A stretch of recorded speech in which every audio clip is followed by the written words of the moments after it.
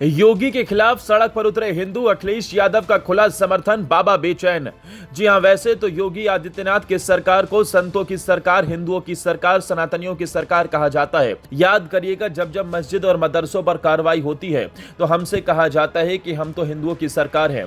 और तो और खुद योगी आदित्यनाथ कई दफा इस बात को कह चुके हैं कि वो किस तरीके से ईद के त्योहार पर पहले बिजली देते थे, लेकिन अब हम कांवड़ यात्रियों के लिए बिजली की पूरी व्यवस्था करते हैं। लेकिन आप इस सरकार को कट्टर सनातनी मानते हैं तो आप गफलत में हैं। जिन लोगों ने वाराणसी के पुरातन इतिहास को मिटा डाला, वो कैसे पक्के और सच्चे सनातनी हो सकते हैं? आप जानते हैं कि अगला निशाना कौन है? अगला निशाना है वृंदावन का बांके बिहारी कॉरिडोर। वहीं इस योजना के नाम पर जो किया जा रहा है, उसके खिलाफ मथुरा और वृंदावन के सनातनी जनता ने मोर्चा खोल दिया है। जी हां, योगी आदित्यनाथ की सरकार के खिलाफ हजारों की तादाद में हिंदू सड़क पर उतर आए हैं। उन्होंने पोल खोल कर रख दी।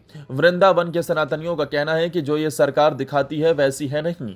आपको जानकर हैरानी होगी कि कुछ लोगों ने तो सरकार के लिए खून से खत लिखा, जिसमें पौराणिक वृंदावन को बचाने की गुहार लगाई है, लेकिन सरकार पर कोई असर पड़ता हुआ नजर नहीं आ रहा। आज आपको दिखाने जा रहे हैं कि जिस व्यक्ति को ये कभी मुसलमान हितैषी, मुसलमानों का मसीहा घोषित करने में जुटे रहते थे, उसने साबित कर दिया कि वो सबका साथ सबका विकास वाला असली व्यक्ति है। नाम है अखिलेश यादव। इनकी तरह नहीं है कि पहले दूसरों के खिलाफ अपनों को भड़काओ, फिर अपनों को भी ना छोड़ो। आप सोचिए कि आपका अपना कोर वोटर ही आपके खिलाफ खड़ा हो जाए तो क्या होगा। यही तो अयोध्या में हुआ था।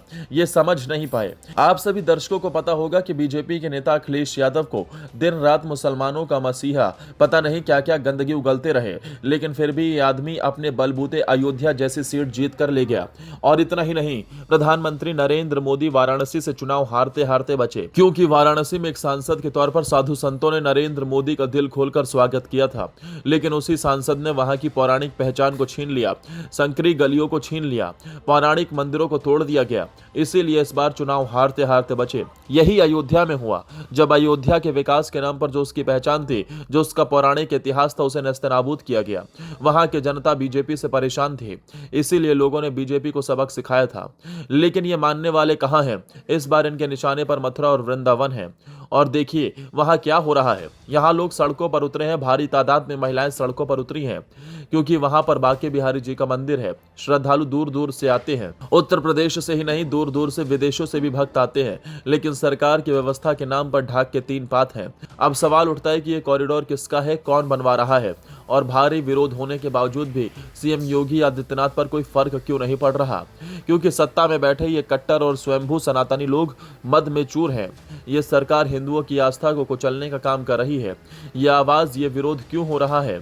ये मुट्ठी भर लोग हैं। क्या आप सनातनियों की बात सुनते हैं? नहीं सुनी जाएगी तो केवल कांवड़ यात्रियों की, जो सड़क पर उत्पात काटते हैं, बदतमीजी बदसलूकियां करते हैं। कोई अधिकारी कार्रवाई करते तो उसका ट्रांसफर कर दिया जाता है। इन्हें ऐसे सनातनी चाहिए जिनके सनातन से कोई लेना देना नहीं है। लेकिन अखिलेश यादव ने ब्रजवासियों की आवाज को उठाना शुरू कर दिया। अखिलेश यादव का साफ साफ कहना है कि सरकार मुआवजे के नाम पर घोटाला करती है। जनता आज मजबूर है। अखिलेश का कहना है कि मथुरा वृंदावन की जनता बीजेपी को कभी माफ नहीं करेगी और करना भी नहीं चाहिए। बिल्कुल उसी तर्ज पर जिस तरह से समाजवादी पार्टी ने अयोध्या में सबक सिखाया था। यकीन मानकर चलिए, इतने साल बीत जाने के बावजूद भी सीएम योगी आदित्यनाथ मथुरा वासियों को पहचान नहीं पाए। बहरहाल हमारा सनातन एक परंपरा पर चलता है। ऐसे ही हमारे यहाँ के पौराणिक स्थल है वाराणसी, अयोध्या, बनारस के साथ साथ ये प्रयागराज और मथुरा वृंदावन। लेकिन उनके साथ ये सरकार खिलवाड़ कर रही है। यकीन मानकर चलना, ये श्राप योगी सरकार को बहुत भारी पड़ेगा। आपको हमारी ये खबर कैसी लगी, कमेंट बॉक्स में जरूर बताइए। अगर अच्छी लगी हो तो सब्सक्राइब करना ना भूलें।